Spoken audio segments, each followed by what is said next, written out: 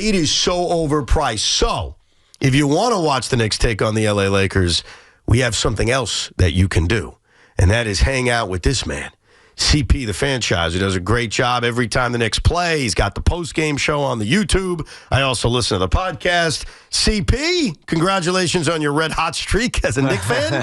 How you doing, man? Evan, happy Friday. Before I get started, first protocol. Mr. Barber, how are you today, sir? Fantastic. Good to chat with you Big again. Blue. Most Go certainly. Big Blue. The house will rise again. No doubt. Shout out to Tommy Lugauer in the booth. Appreciate it.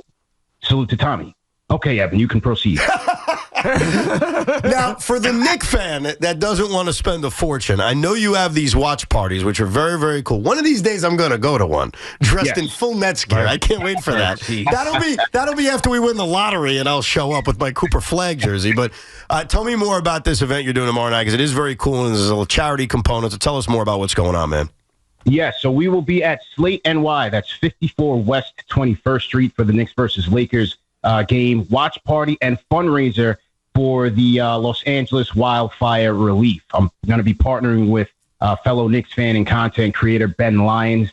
He has ties both in the New York and Los Angeles area, and so he came to me with the idea to do something good, to give back, and to help those in need who were ravaged by those wildfires. And so all proceeds of the event from the door are going to be going directly to the American Red Cross. And then on top of that, we have a ton of items that will be available for silent auction and raffles. So we have 2 autographed Jalen Brunson jerseys. We have a autographed Josh Hart jersey. We have an autographed Karl Anthony Towns jersey. We have some swag from the WNBA, from the New York Liberty. We also have some gift packages from Eastside Golf. And so, again, all those proceeds will be donated to the charity, and we definitely want to thank the New York Knicks for helping us out in that regard. That's a great event. Sounds like you got a lot of things going on, too. And Slate is a great location. I don't know if people have been there or not. I used to do my Thuzio events there, and it had upstairs and downstairs. Right. It's a great spot for an event and a party like that because it's so wide open. So, good luck with the event. As you think about this game, though, CP, is Bronny going to be more interesting than LeBron in this one? You know what? He might be, but if I'm JJ Redick, I'm not putting him out there because, as Tommy said, these Knicks are dogs, right? Right? They are chomping at the bit at any opponent that's coming in, man. I mean, 136 points in the last 3 games. 5-game winning streak. The defense is ferocious right now. JJ Redick, there's no time for experimenting and, catering to LeBron's needs. Right. You got to come in here to play because the Knicks are ready. What do you make? So this team has played outstanding over the last 3 games. It's a 5-game winning streak, but you weren't that outstanding against my crappy team. But you've won 5 in a row. This team is playing some great basketball. Is it the rest that they were finally able to get? The schedule's been favorable in terms of off days and being at home. Is it just the cohesion of these guys having more time to play together? To you, what has been kind of the biggest factor in this red-hot run the Knicks are on right now? Yeah, I think you could attribute it to a little bit of everything. I mean, certainly, the 3 days of rest in between beating the Brooklyn Nets and then going into and playing against Sacramento certainly helped. But I think by and large, it's been the chemistry, especially on the defensive end, man. Like, in the earlier season, part of the season when these guys were struggling, they would always talk about their lack of chemistry, the lack of communication on the defensive end. And in the bullseye, squarely in the bullseye was your guy, Mikal Bridges. Yeah. Yep. And he's turned it around. His defense has been remarkable. He's getting up on the screens. He's staying attached to his defender. Karl Anthony Towns was quoted in the post as saying how their communication on the pick and rolls has improved. Normally Tom Thibodeau likes to play Towns in the drop coverage, but now you're seeing Towns playing up on the level a little bit more, and that's kind of impeding the ball handlers from attacking the paint and getting those easy paint scores. And then at the same time, you have OG Anunoby, you have Josh Hart, your wild cards who can go out there and create havoc.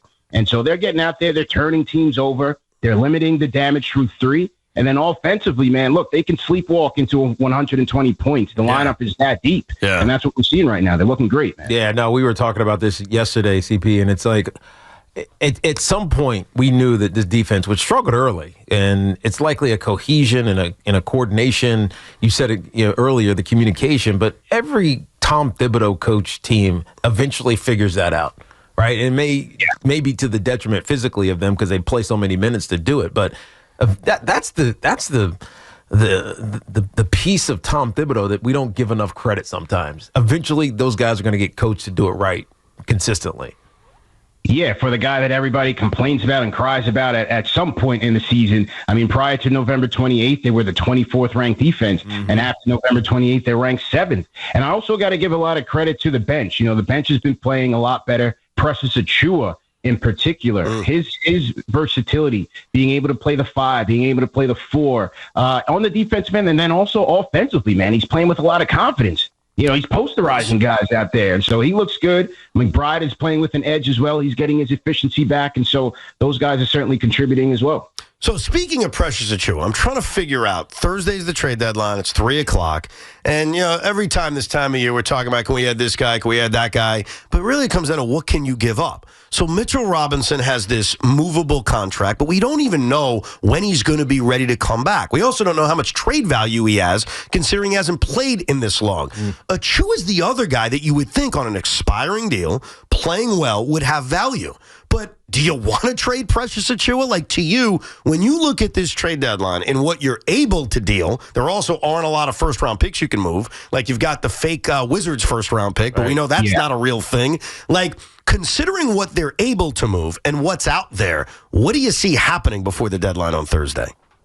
I think the most likely thing that you could see is it's not Precious, it's not Mitchell Robinson, but maybe it's a Jericho Sims, who's making roughly $2 million, and maybe they need a wing. I believe they need another wing who can go out there and lock a lot of minutes, play physical, play tough, and play gritty. And I think Sims could be the odd man out. With Mitchell Robinson, I mean, the same issues that some see with him coming back here from injury, I can't see why a rival GM would be chomping at the bit to bring him in unless you're attaching one of the draft picks that they have left. And so for the Knicks, the best outcome for them is to ultimately get him back at some point this year prior to the playoffs, let him ramp up a bit, and then you have a capable rim protector, an excellent offensive rebounder once he gets back into game shape, and that's going to continue to make them dangerous. The guy I keep hearing about, and you tell me if I'm wrong here, that I don't understand the appeal in, is Jonas Valanciunas. Like, that's the name. I know Ian Begley's reported, like, they have some interest. I don't see that being a great fit for you guys. What's your opinion on that? I like Valanciunas. He's tough. He can get you some boards. He's a durable guy, but he's not. He doesn't have that defensive grit that this team needs. Right. They need a guy that can go in there. I mean, honestly, right now, TD, it's so limited. And as I mentioned with Jericho Sims, a guy making $2 million, it's hard to see what you're going to be able to get in return because the Knicks just don't have that wherewithal to make heavy moves this season. The best bet is to wait until the offseason. They'll have a little bit more cap flexibility where they can go out there and get someone a little bit better. But right now, the way this team is coming together, the best hope is you get a Mitchell Robinson in here. Maybe they can swap Sims for a wing pickup. If not, do they go into the veteran buyout market and bring in a TJ Warren who's playing well with Westchester or Chumo Keke? Those are the type of guys that you're looking at. So right now, it's the best course is going to be improvement from within.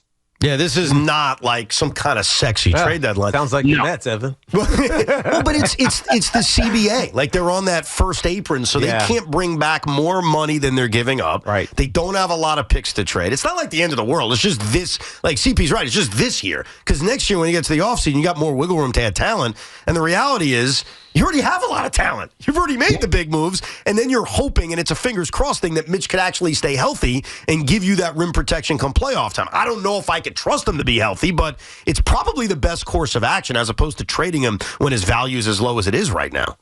Yeah, just a couple minutes is all we're looking for. And, you know, I had my guy Stephon Marbury on the show after the Knicks win over the Nuggets, and he talked about it. He said, hey, don't look for Mitch to be, you know, just Superman as soon as he gets back. It's going to take him a long time to get into game shape, get up to speed, gain chemistry with his teammates. But the Knicks have time. We're in February.